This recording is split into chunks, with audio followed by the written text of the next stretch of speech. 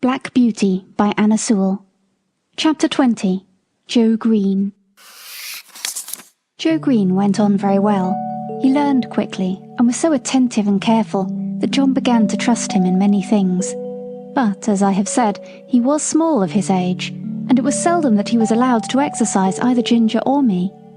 But it so happened one morning that John was out with Justice in the luggage cart, and the master wanted a note to be taken immediately to a gentleman's house about 3 miles distant, and sent his orders for Joe to saddle me and take it, adding the caution that he was to ride steadily.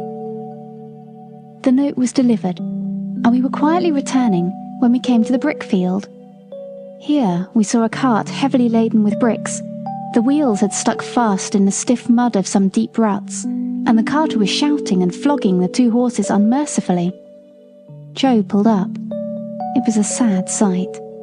There were the 2 horses straining and struggling with all their might to drag the cart out, but they could not move it. The sweat streamed from their legs and flanks, their sides heaved, and every muscle was strained, while the man, fiercely pulling at the head of the 4-horse, swore and lashed most brutally.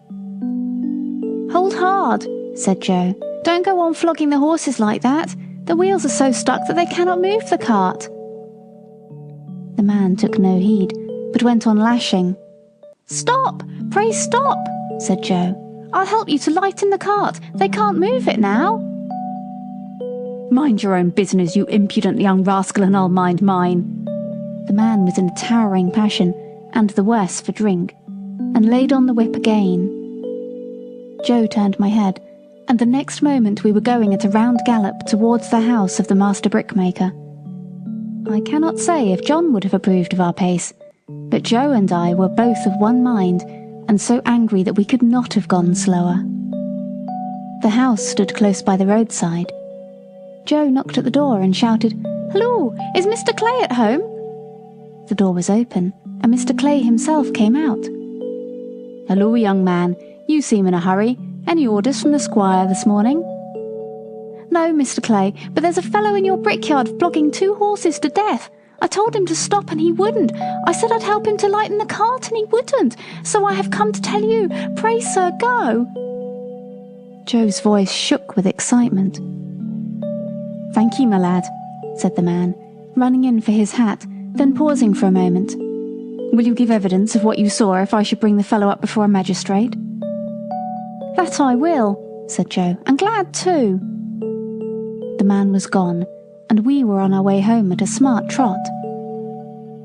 "Why, what's the matter with you, Joe? You look angry all over," said John, as the boy flung himself from the saddle. "I am angry all over, I can tell you," said the boy, and then in hurried, excited words he told all that had happened. Joe was usually such a quiet, gentle little fellow that it was wonderful to see him so roused. "Right, Joe, you did right, my boy, whether the fellow gets a summons or not. Many folks would have ridden by and said it was not their business to interfere. Now I say that with cruelty and oppression it is everybody's business to interfere when they see it. You did right, my boy." Joe was quite calm by this time, and proud that John approved of him, and cleaned out my feet and rubbed me down with a firmer hand than usual. They were just going home to dinner when the footman came down to the stable to say that Joe was wanted directly in Master's private room. There was a man brought up for ill-using horses, and Joe's evidence was wanted. The boy flushed up to his forehead, and his eyes sparkled. "They shall have it," said he. "Put yourself a bit straight," said John. Joe gave a pull at his necktie and a twitch at his jacket, and was off in a moment. Our master being one of the county magistrates, cases were often brought to him to settle, or say what should be done. In the stable we heard no more for some time, as it was the men's dinner hour, but when Joe came next into the stable, I saw he was in high spirits. He gave me a good-natured slap and said, "We won't see such things done, will we, old fellow?" We heard afterward that he had given his evidence so clearly, and the horses were in such an exhausted state, bearing marks of such brutal usage, that the carter was committed to take his trial, and might possibly be sentenced to 2 or 3 months in prison. It was wonderful what a change had come over Joe. John laughed and said he had grown an inch taller in that week, and I believe he had. He was just as kind and gentle as before, but there was more purpose and determination in all that he did, as if he had jumped at once from a boy into a man.